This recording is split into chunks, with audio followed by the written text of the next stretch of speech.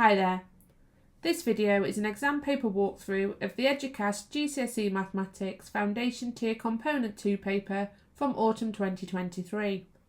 This paper is worth 120 marks in total, and this is the 6th video of 6. It will focus on questions 23 to 25, which account for 18 of these marks. Eduqas Component 2 papers are calculator papers, so a calculator should be used. A little disclaimer, there may be more than one way to answer a question. The methods shown in this video are not the only way some mathematical skills can be applied. Okay, let's get started. Question 23a, expand and simplify. So for this one, I'm going to use a grid. Hopefully you'll have seen this as an expansion method before. So x plus 3 is one of the brackets, x plus 7 is another. So this is a multiplication grid. So in this one, we're doing x times x, which is x squared. In this box, we're doing x times positive 7, which is positive 7x. In this box, we're doing positive 3 times x, which is positive 3x. And then in the bottom corner, positive 3 times positive 7 is positive 21. Now I've got my x squared term and I've got my plus 21. I now need to collect like terms with the x terms. So we've got positive 3x plus another 7x, so we would have positive 10x as well. Part B, solve 7x plus 6 equals 4x plus 7. So 7x plus 6 equals 4x plus 7. So the first thing I'm going to do is eliminate the smallest lot of the variable that we're looking for. We've got x on both sides. I don't want that. So I'm going to eliminate the 4x because it's smaller than 7x. This is the positive 4x. I know it's a positive 4x because there's no negative sign in front of it. So I'm going to take away 4x from both sides. 7x take away 4x leaves me with 3x. I've got the plus 6. 4x take away 4x eliminates it, so I've got the 7 here. Now I've got a two-step equation. I'm trying to isolate x, so I'm going to, instead of adding 6, the inverse would be to subtract 6.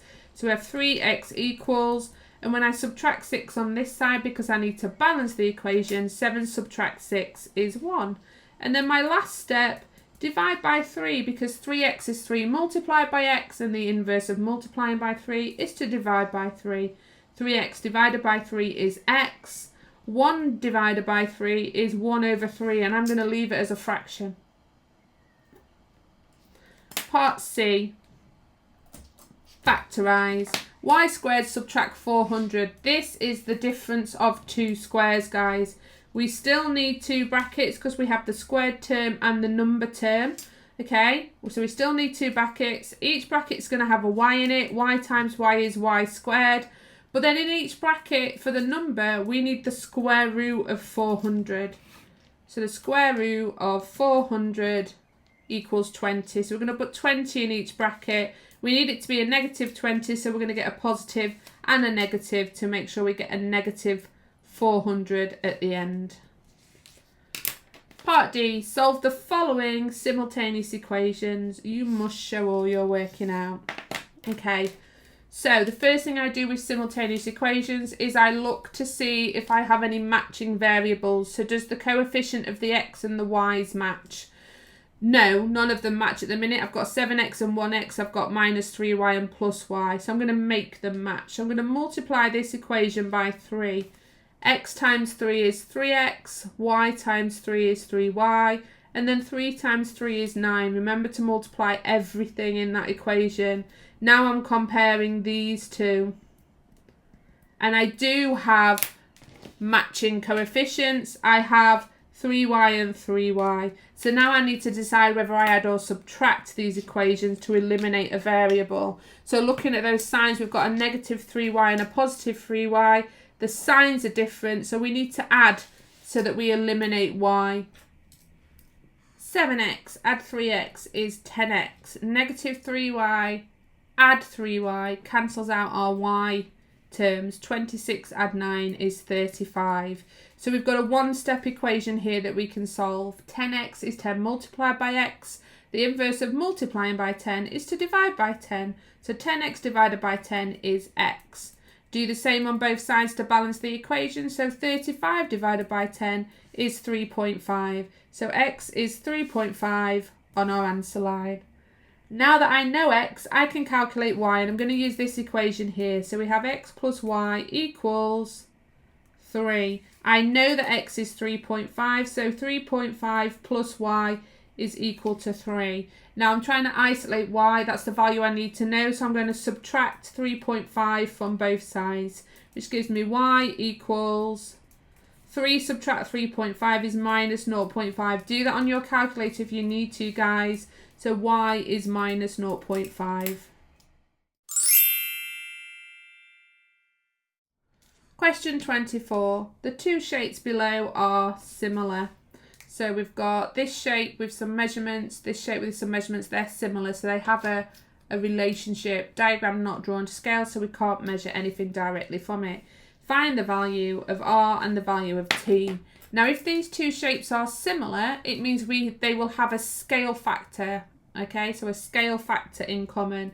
So we're going to find the linear scale factor because we're dealing with lengths. We've not got anything for area or anything like that.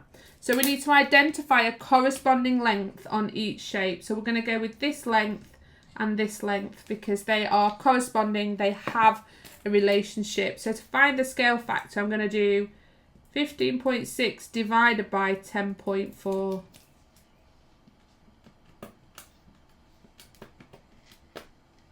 Which is 3/2, which is 1.5. So that's our scale factor. Find the value of r and the value of t. So let's look at r. So r equals, now r, when we look at it, corresponds to this side, okay?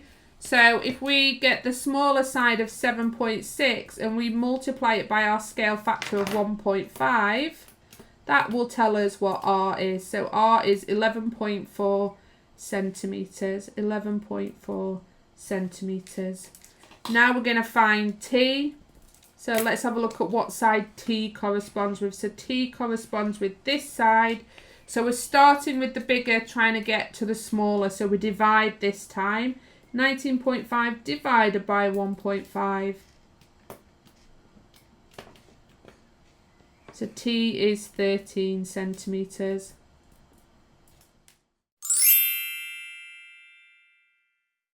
Question 25.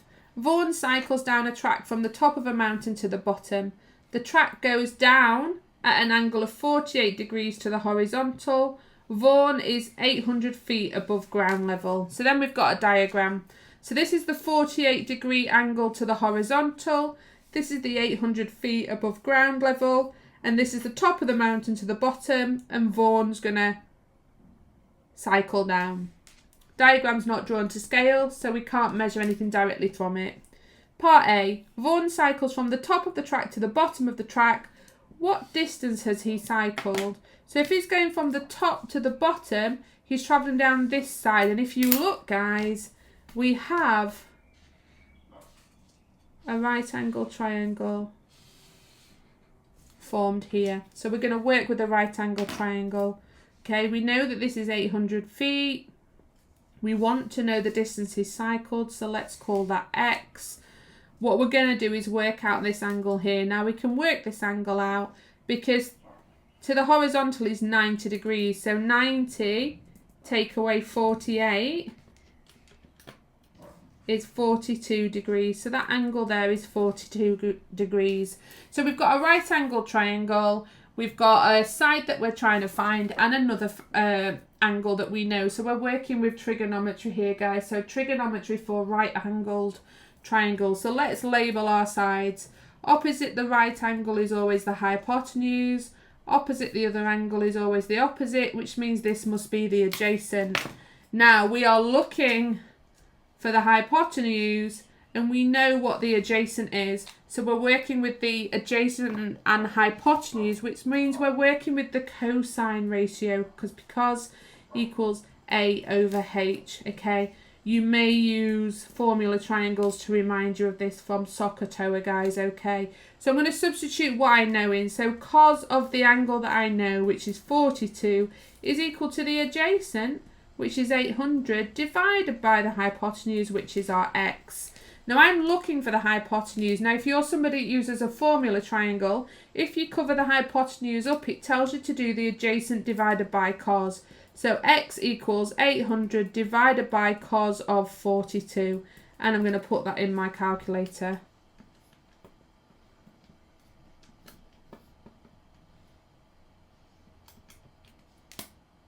So that's 1076.506. Okay, so he's cycled 1076.5 feet. They don't tell us to round it to anything in particular, so that's how I'm going to leave it.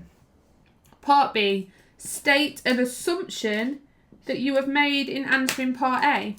Well, the assumption I've made is that this is a straight line and there's not any bumps or veering off track or anything. So I've just assumed it's a completely straight line from top to bottom. So I'm going to put that it was a smooth, straight line from top to bottom. So the next bit, if your assumption is not correct, what effect would this have on your answer to part A? Well, if this wasn't a smooth straight line, then if you had to veer off track, or if it was like a wiggly cycle route from the top to the bottom of the track, then he will have travelled a further distance than what I calculated. So he would have travelled